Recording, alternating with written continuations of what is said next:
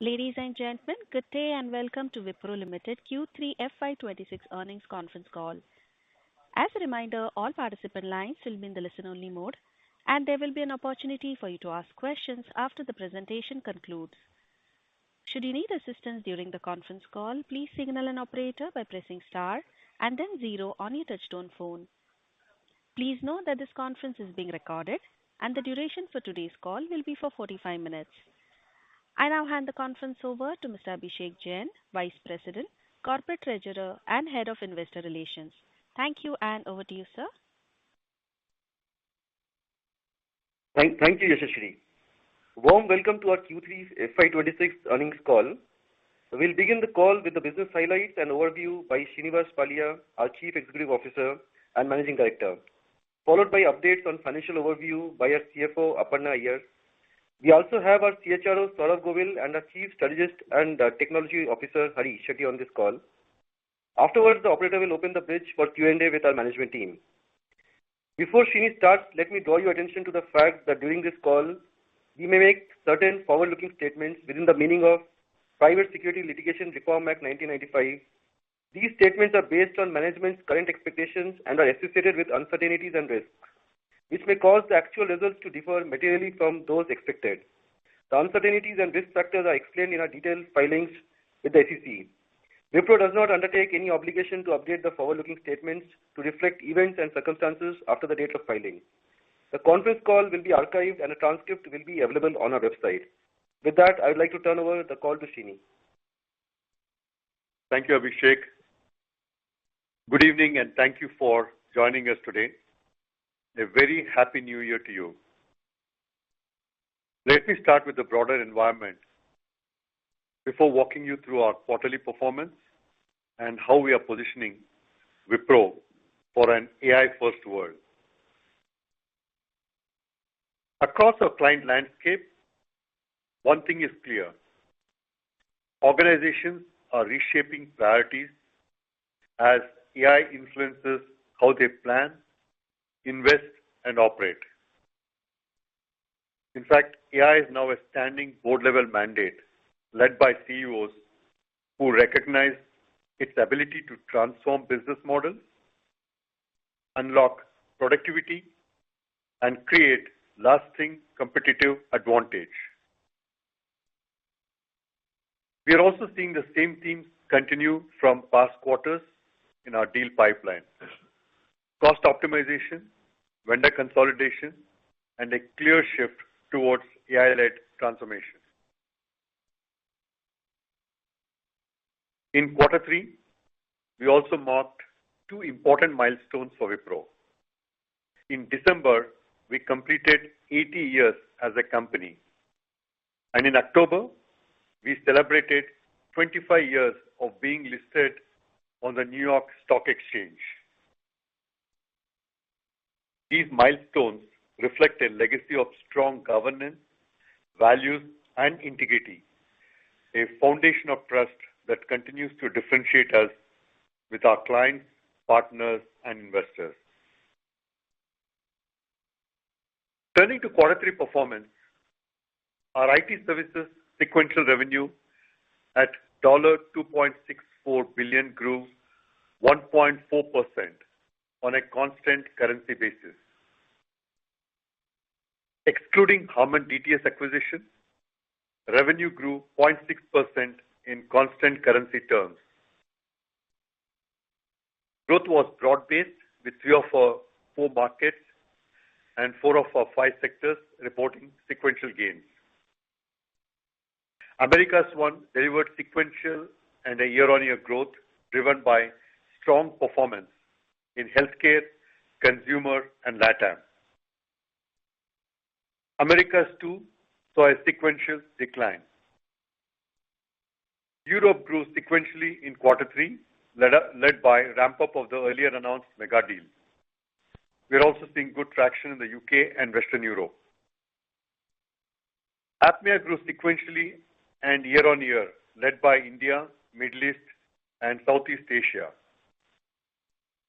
BFSI continues to show strong traction with ramp-ups and new wins. Capco revenue was impacted by furloughs and remained flat year-on-year. Our operating margins at 17.6% expanded 0.4% over adjusted Q2 margin and 0.1% year-on-year. We closed $3.3 billion in total contract value and $871 million in large deal bookings. Last quarter, I introduced Wipro Intelligence.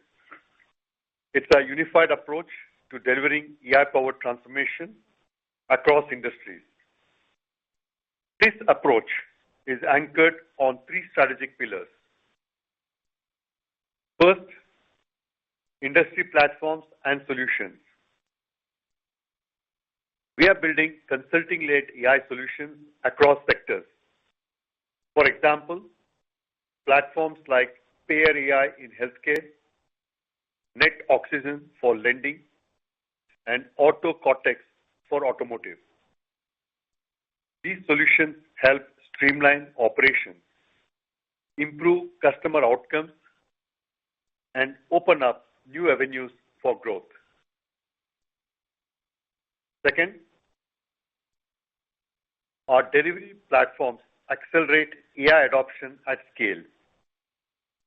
Wings, part of our Wipro Intelligence, brings AI into the heart of operations, from application management to infrastructure support and business process operations. Vega adds AI-driven capabilities across the development lifecycle, from vibe coding to model tuning and data pipelines. Together, these platforms help our clients modernize faster and operate smarter. Third, the Wipro Innovation Network.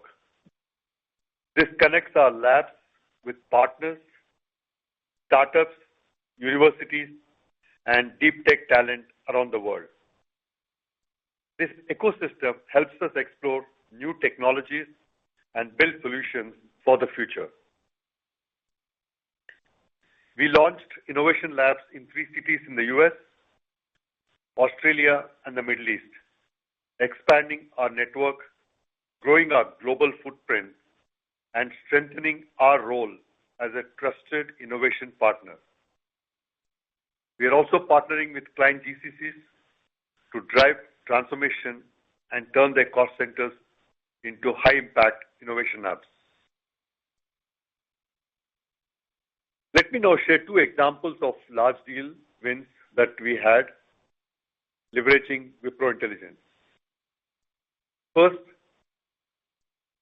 a leading global education provider in the UK, which is expanding rapidly across markets, has chosen us as its strategic partner for a multi-year transformation. The goal is to build a single, secure, intelligent operating model that can scale with their growth and improve stakeholder experience. Using Wings, we will standardize core processes, embed automation and AI-driven insights, and optimize costs through a global delivery model. Second, a leading US-based fitness technology company has selected Wipro for a multi-year transformation to accelerate its shift to a subscription-based wellness model and support global expansion. We will use both Wings and Vega to embed AI and automation across IT infrastructure and core functions, driving efficiency, productivity, growth, and better customer experiences. These engagements highlight a clear trend. Clients are bringing us in much earlier and recognizing the step change in the way we deliver and innovate. I would now like to update you on Harman DTS. First, A warm welcome to all Harman DTS employees joining us. With the acquisition now complete, we have added engineering and AI capabilities that truly complement what we do. This strengthens our engineering global business line and helps us accelerate AI-driven product innovation for clients. The integration also opens new regions and high-growth industries and allows us to take on larger, more complex transformation programs. As our teams come together, we look forward to entering new markets, building deeper client relationships, and turning innovation into long-term value. Finally, guidance for quarter 4. In quarter 4, we are projecting sequential IT services revenue growth of 0% to 2.0% in constant currency. With that, I will hand it over to Aparna for the detailed financials. Thank you. Over to you, Aparna. Thank you, Srini. Good evening, ladies and gentlemen, and wish you all a very, very happy new year.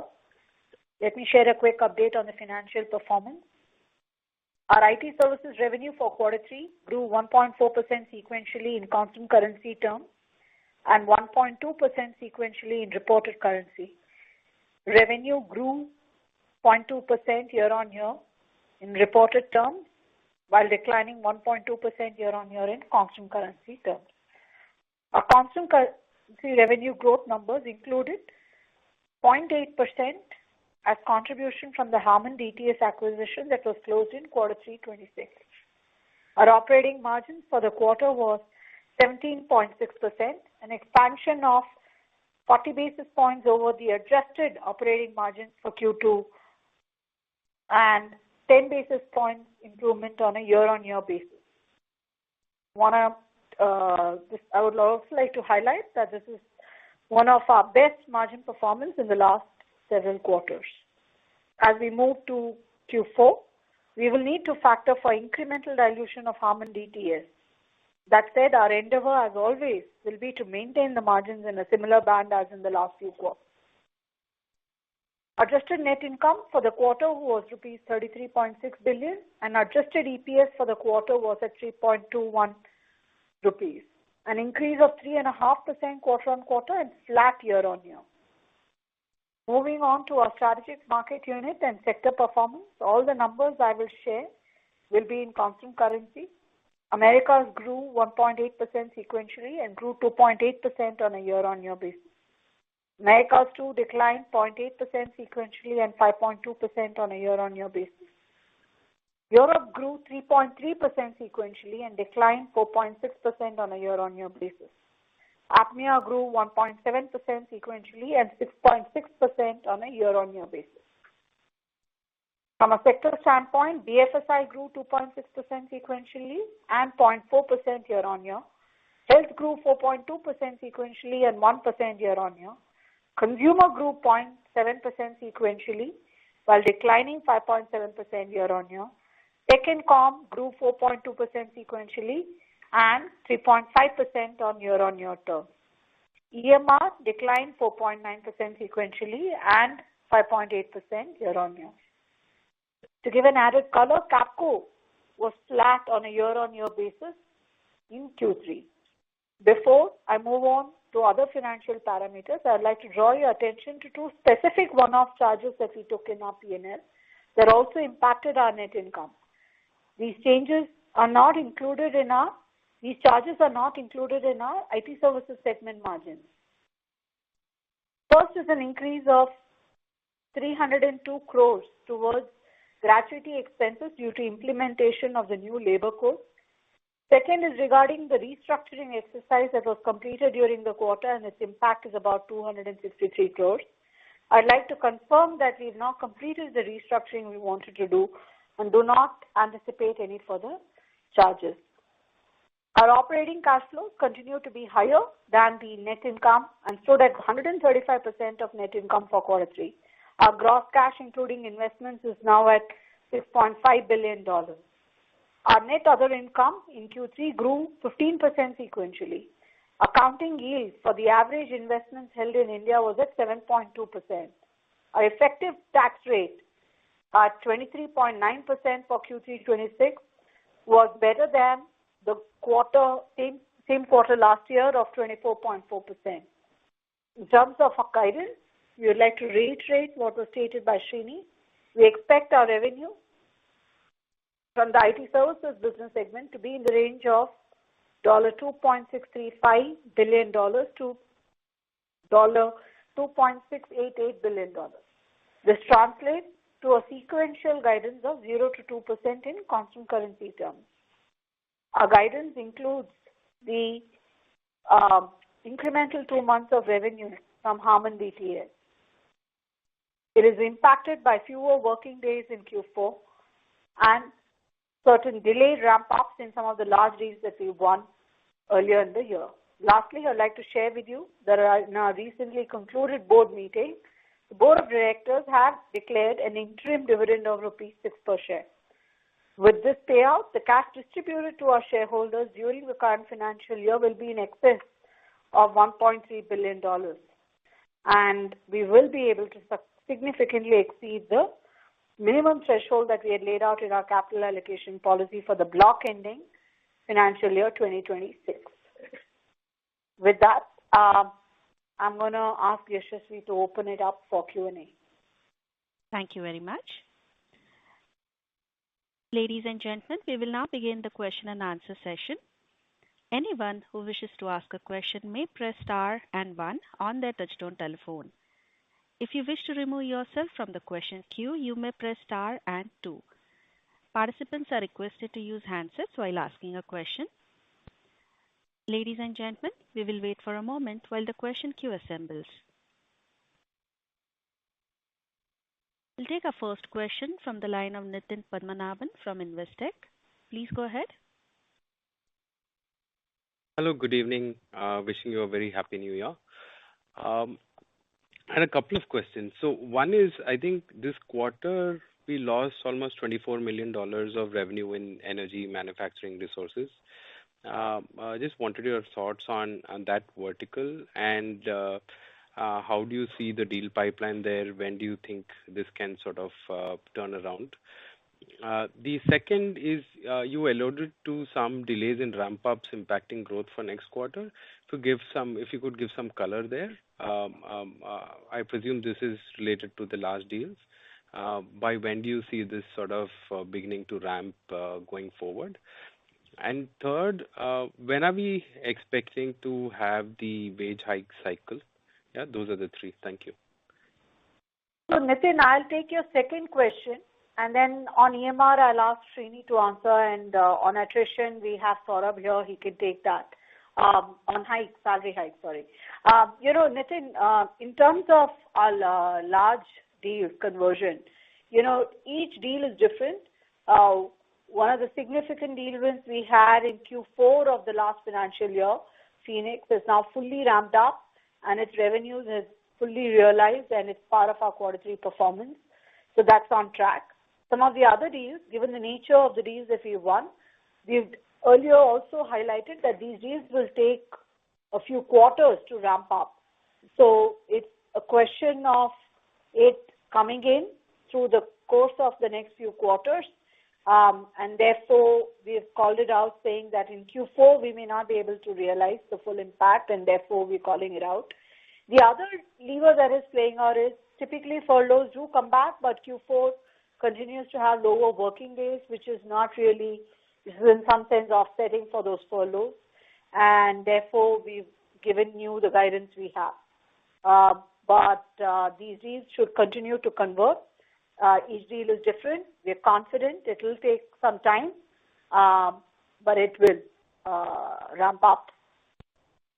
Srini, you want to talk on EMR and then Saurabh can talk. Sure. Thanks, Aparna. Happy New Year, Nitin.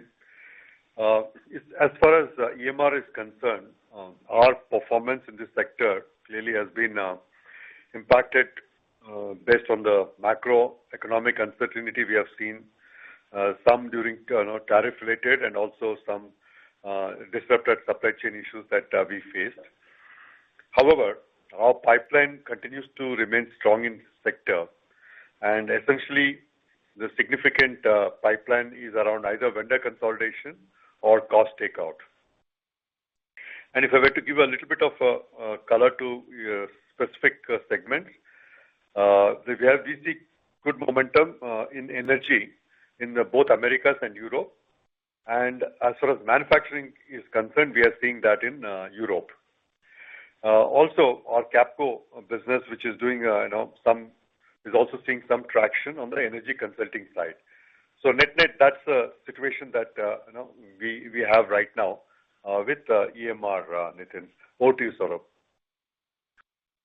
Salary hikes, we will take a call in the next few weeks in terms of when should we be doing it. Our intention is to look at it this quarter, but we'll confirm it during the next couple of weeks. Perfect. That's helpful. Just one clarification. Do you think EMR should start getting back to growth sometime next year? That's the last question from mine. Thank you. So as far as EMR is concerned, Nitin, I'll just repeat that. One is the pipeline. Like I said, specifically, we have good momentum on the pipeline in energy in both Americas and Europe. And as far as manufacturing is concerned, it's in Europe. I think our focus right now is to convert these deals, and then that should drive the revenue growth for us. And we are just staying focused on winning some of those deals, Nitin. Perfect. That's very helpful. Thank you so much, and all the very best.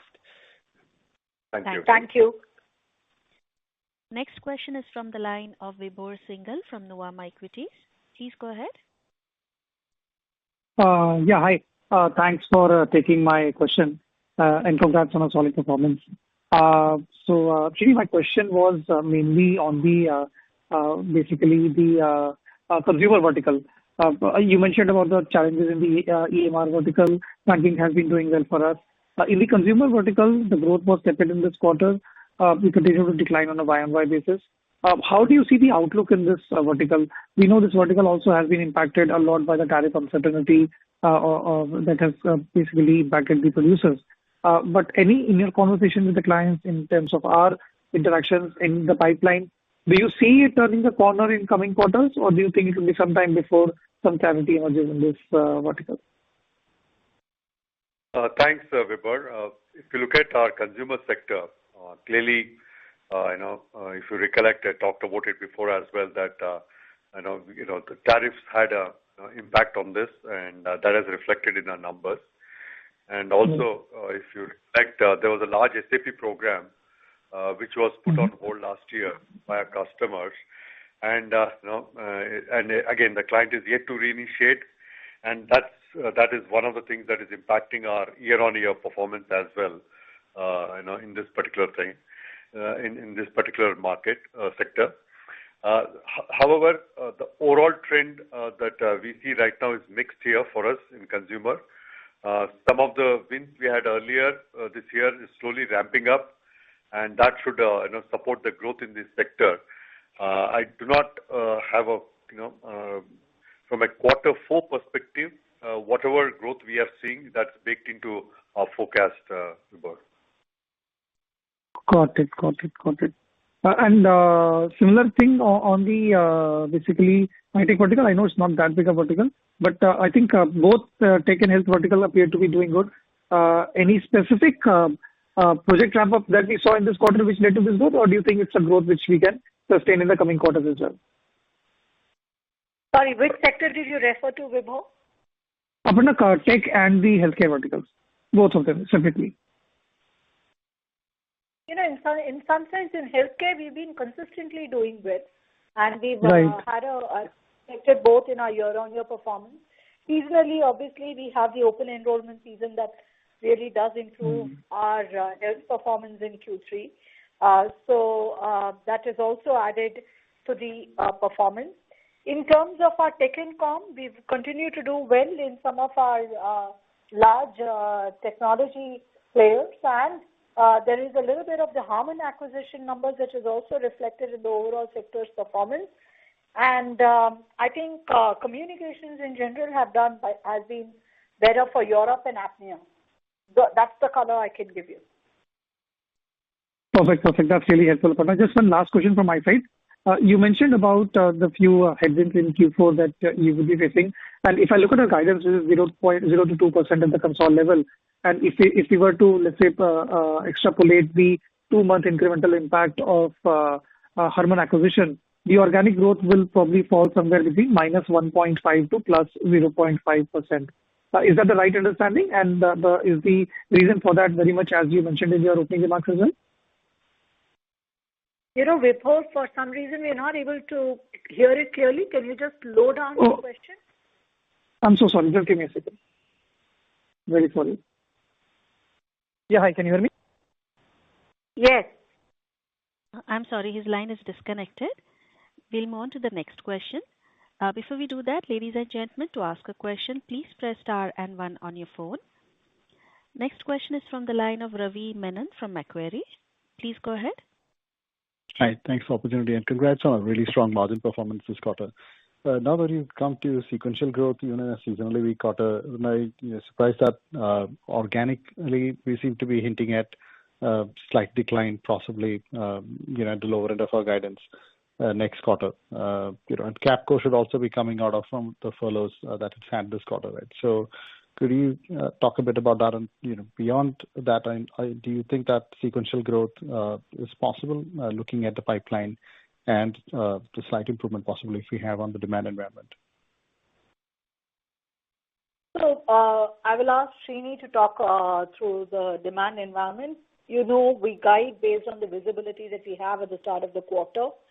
I've shared with you that some of the furloughs that typically does come back been partially offset by the lower working days that we are also seeing this year, and to that extent we are seeing some softness continue, right? But that said, our endeavor would be to obviously execute the quarter better through this next 90 days, right? You want to talk? Thanks, Aparna. So Naveen, if we look at it, there is no significant change in the demand environment, specifically the discretionary spend as the uncertainty continues. Second, January is the time when many of our customers will finalize their budgeting process. We'll have a much better understanding and view of where they're going to spend. But having said that, if I look at the current pipeline that we have, a significant piece of this pipeline is around cost optimization and vendor consolidation, which are the key levers for our clients.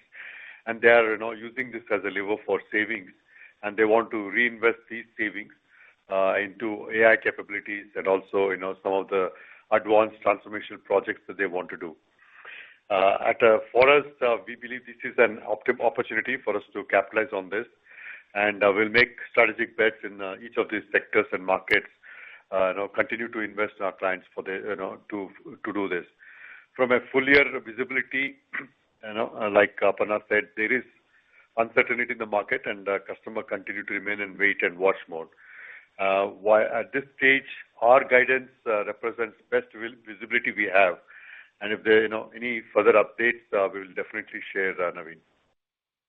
Thanks, Srini. And Srini, when you talked about vendor consolidation and cost takeout and clients actually using those savings for transformation, are they actually giving both to the same vendor, or do they prefer to split that out? What's that you're seeing, at least in the wins that you have? So Naveen, it's mixed. There are certain clients who are doing that and continuing with their current partners. And there are certain clients who are changing, and there are certain clients who are increasing the scope and using multiple partners as well. So it is clearly varies from client to client, Naveen. All right, thanks. And one last question on the Harman DTS. Which segments do you think this really improves your possibility of win rates?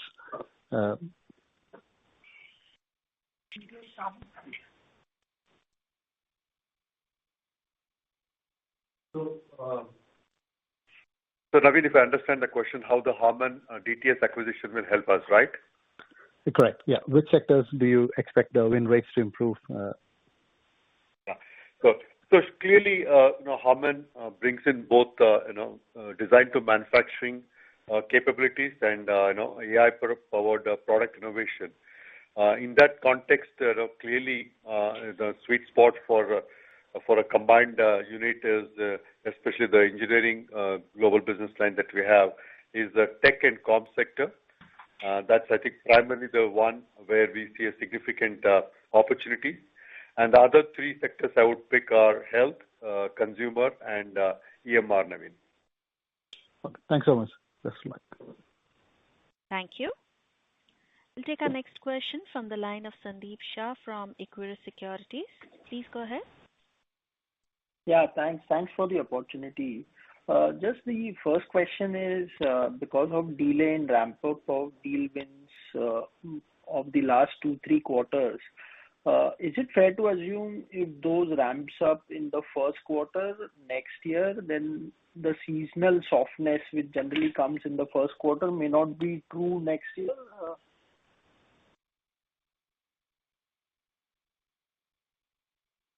So Sandeep, yes, in some sense, that will be the, objective, that we ramp up enough so that we can offset for some of the weakness that could arise. That said, we don't guide for Q1, but we would like to clarify that it's just delayed, and some of this do take time to ramp up, and confident that it will ramp up, and we will keep you posted. Okay. Just Aparna, wanted to understand the guidance on the margins, which you said narrow band compared to Q3 margins or earlier range? So, you again know we don't guide for margins. You've seen our performance over the last 8 quarters. We've consistently improved, right? I think, all credit to the team. We have been fairly resilient on margin, and we will continue our endeavor to keep it. But that said, we will have to invest for growth, and that's the number one priority, right? We've acquired ETS Harman, and that will mean an incremental dilution to our margins that we will have to absorb. Two, we continue to chase and win large deals, and they come with a different margin profile. And these are very important investments we'll have to make. And, there will also be decisions that will have to be made on wage increases that Saurabh spoke of. A lot of moving parts. Our endeavor is going to be to make sure that we keep it in that band of 17 to 17.5%. If you recall, we had said that while we stated that band with the acquisition, we will see pressure to that. Right now, we are continuing to hold that band, which itself is a positive. But like I said, we will have to take it quarter to quarter. There will be some quarters where we will have to invest in our people, in our deals, in our clients, and for growth. So we will make those trade-offs. Yeah, this last couple of questions. The deal TCV in this quarter, both on large deal and total, has been slightly softer versus very strong momentum in the earlier 3 quarters. So any reason where is it the client decision-making being slowed down, or it's the intense competitive pressure which has led to some decline in the win ratio? And the last question up... Yeah. Typically, like I said, some of these deals, they tend to club, right?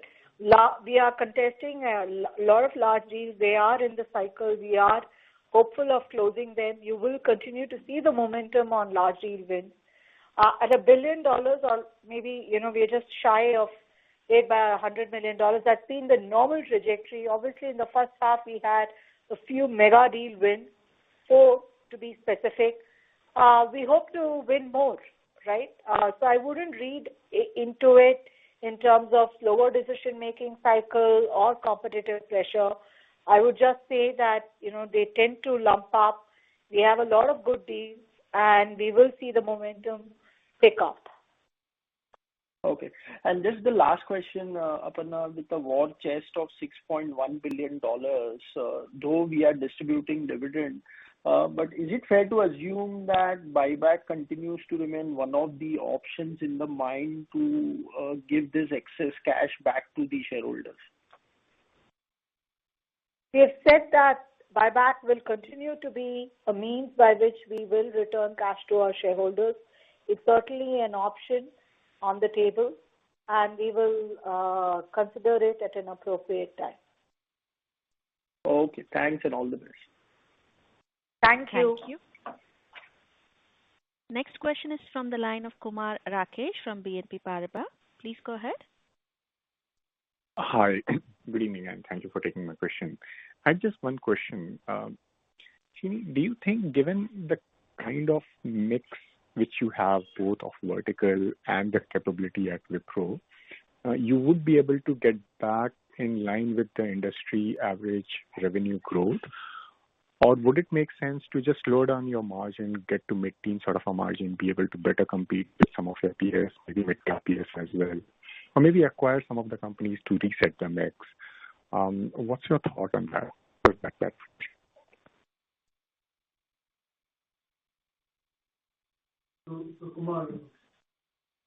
Kumar, clearly, first, if you look at our inorganic strategy, is very clearly aligned to the strategic priorities we called out.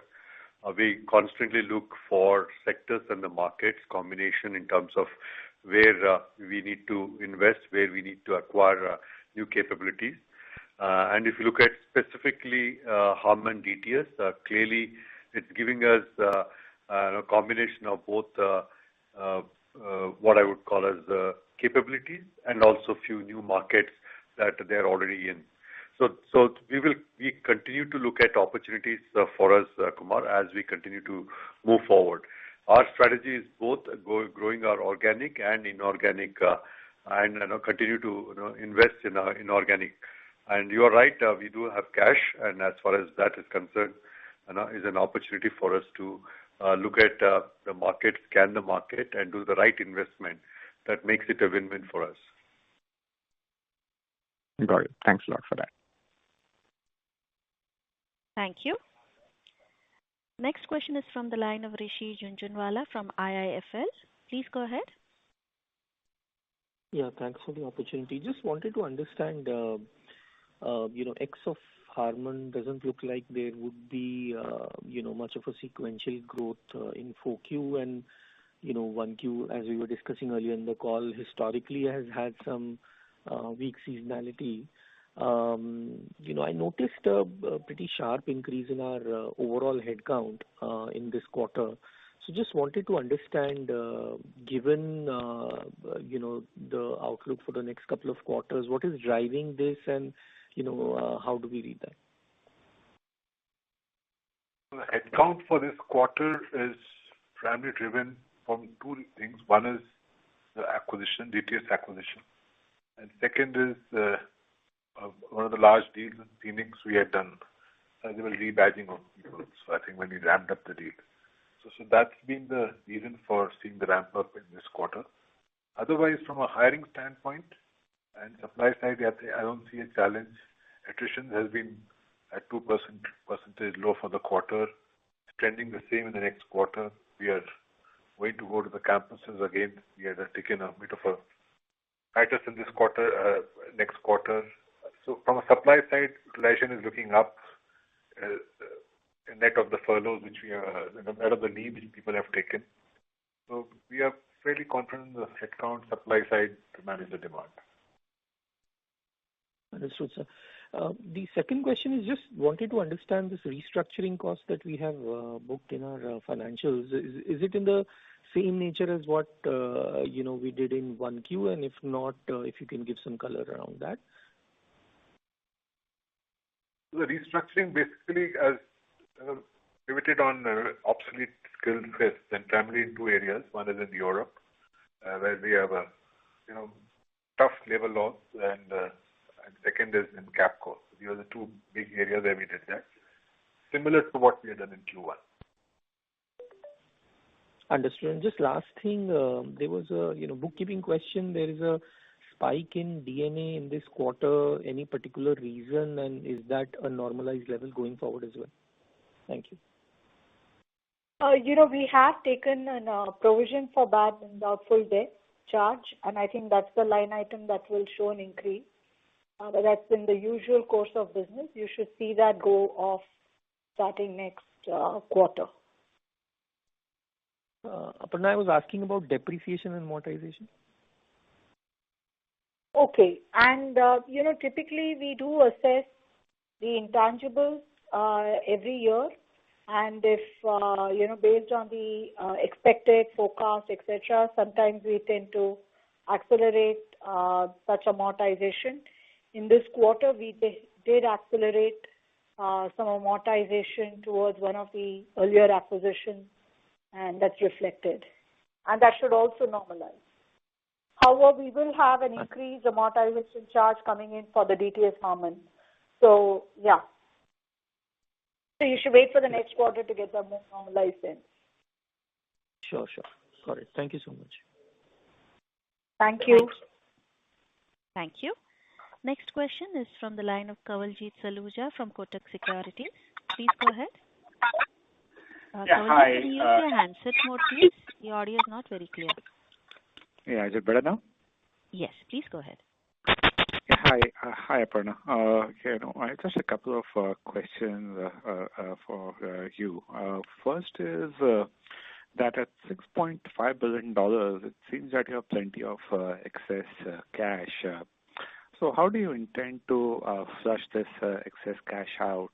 Would it be through dividends or is buyback on the cards? If buyback is on the cards, then what are the considerations set required to move towards that path? Yeah, that's the first question. Okay. You're right. We did note that we've been having excess cash, and as a result of that, last year we had increased our capital allocation, and we had said that we would start increasing our dividend payouts. We did that. We paid out rupees 6 in the last financial year. This year we've almost paid 11 rupees per share, which is about $1.3 billion. We should, nearly account for if I had to just annualize our YTD EPS, this is about 88-89% of that. So at least what the increased dividend is doing is we're not adding to the excess cash and leaving enough for, a war chest for whatever acquisitions and organic investments we need to make. Is buyback an option to still consider in terms of returning excess cash to shareholders? Indeed it is. And what are the considerations for that? We will have a discussion with the board on that, and we will come back. Typically, considerations include, whether we have enough net cash available in order to pursue the investments we need. And we will keep the market posted, Kawal. But other statutory considerations are quite in the place for buyback. Sorry, can you repeat that last part again? I missed it. Yeah. Oh, I said, there are some statutory considerations that, you can't do a buyback within 12 months. You can't do it if there is a merger pending for NCLT, etc. None of that is, all of that is conducive, Kawal. Okay. So let's say if you had to theoretically decide to do a buyback today, you can do that. Whereas in the past there was an NCLT process or merger which would have acted as an impediment. Yeah. There is no such impediment. You can do that as and when you feel it's the right time. Yeah. Is that the way to look at it? Yes. Absolutely. Okay. Absolutely. Noted. The second question is for you and Srini. Let's say if those two mega deals ramp ups were not delayed, then what would the guidance have been for, let's say, the March quarter? Any way to detail it out either quantitatively, which may be difficult, or even qualitatively? That will be very helpful to understand the growth trajectory. Yeah. Obviously we can't talk about it quantitatively, Kawal, and qualitatively, like I've said, it's only delayed. These ramp-ups should happen, and each deal is different in its nature. right? For example, something like Phoenix, which was entirely net new and fully, where there was a clear go-live date and readiness, we've been able to do that, and that's fully into our revenue starting Q3. So that's played out perfectly to plan. Right now, in some of the other larger deals that mega deals that we could be winning in terms of vendor consolidation, these deals typically have both an element of renewal and new. Obviously, the renewal is fully in, and that continues, and we're not seeing any changes in terms of the expectations. In case of the new, the element of new, some of these things are taking longer, either due to client situations where there could be some changes in the client environment that they're going through, and and therefore there is a little bit of a delay in terms of the timing of the ramp up, or it could just be the nature of how it is going to play out, right? Because it will take 6 quarters. That's what I had earlier alluded to. So it is going to take that time. And we're hopeful that this will flow through in the coming quarters. Noted. And thank you so much. All the best. Thank you. Thank you, Kamal. Thank you. Ladies and gentlemen, that was the last question for today. I would now like to hand the conference back to Mr. Abhishek Jain for closing comments. Over to you, sir. Yeah, thank you all for joining the call. Have a nice day. Thank you. Thank you, members of the management team. On behalf of Wipro Limited, that concludes this conference. Thank you for joining us, and you may now disconnect your lines.